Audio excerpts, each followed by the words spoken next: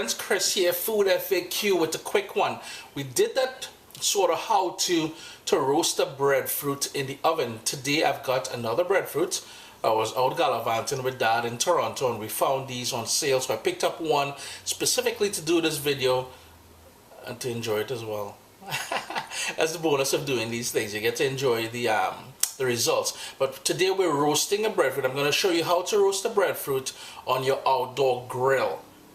Here I have the breadfruit, and my fingers are all dirty from some lighting the barbecue, the grill in the backyard, and it's been in the fridge. And that's my tip for you guys. First tip is, if you buy this and you buy a breadfruit and you're not going to be using it right away, store it in the fridge.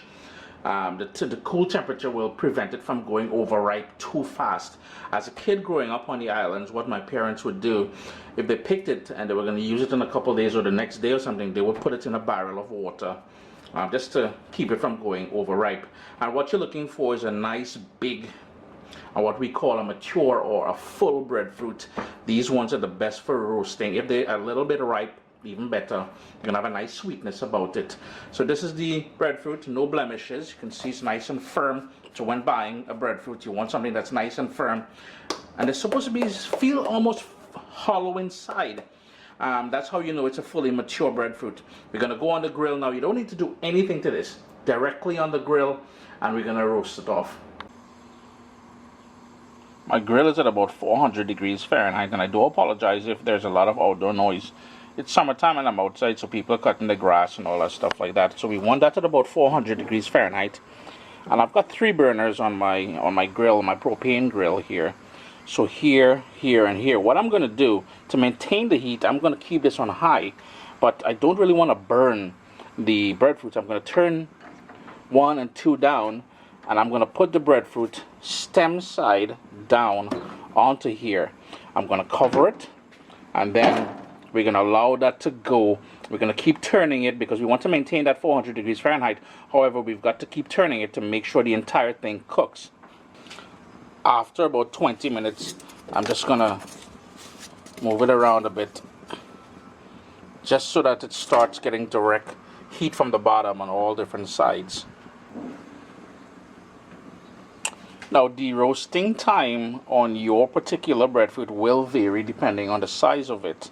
My one here, it took, I think it's been about 45 minutes, closer to 50 minutes, and it is fully done. I'm just going to turn off the heat now. I'm going to allow it to cool down. I'll take it inside, and you'll notice the skin is starting to come out and stuff like that here. I'm going to take it inside, allow it to cool down, and then we'll peel it and get to the actual roasted breadfruit inside. It's cool to the touch. Down in the center will still be a bit warm. But the final step here is to peel it, and how I like to peel it is to cut it in half first. The funny thing is, my daughter just came through the kitchen here, and she saw it. She goes, "Dad, what is that? Are you did you just roast a soccer ball?" But here we go, friends. That's the roasted breadfruit. It's nice and tender in the center there now, and I'm just going to cut it into wedges just to show you. You can see it's still steaming, so it is still hot. But then you would take a paring knife, and this sort of core here, you want to cut that out as well. That is not kosher to eat. So there you go. And then all you would do is peel. Ooh, it is hot. Yikes. Peel the outer skin, as I'm struggling to do here with this heat. And that is how you would roast a breadfruit on your outdoor grill. Chris here. Wow, that is hot. Food FAQ. Don't do as I do. Allow it to cool down. If you're looking for some recipes on what to do now with this roasted breadfruit, now mind you, you can enjoy it with just butter right away, and that thing will be delightful. But I've got some recipes on CaribbeanPot.com showing you what to do with roasted breadfruit. So I'm going to cool these down. And I actually have a recipe with smoked herrings that I'm going to be sharing on CaribbeanPot.com shortly. Always a pleasure to have you guys here on Food FAQ. If you'd like me to cover something, leave me a comment below or catch me on Instagram at CaribbeanPot.